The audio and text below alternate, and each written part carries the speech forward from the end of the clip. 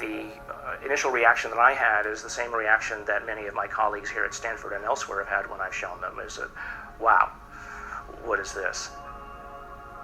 The question is important enough in at least two ways. The primary reason is that there's a lot of claims about specimens and claims about aliens. And of course there's a lot of ridicule associated with that. So one of the best things that we should be doing, of course, then is bringing the best scientific techniques to bear.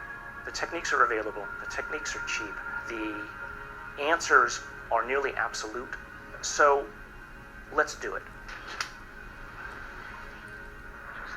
And it's so exciting because it's not just... In setting up for this, I'm going to be giving Steve not only the tubes that this should be going into, but I'm also going to be sending across the microscope that I feel they should be using to do the analysis with.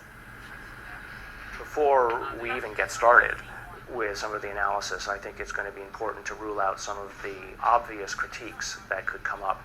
And one of those critiques is that this is a syndrome or a mutation. This is a bone dysplasia.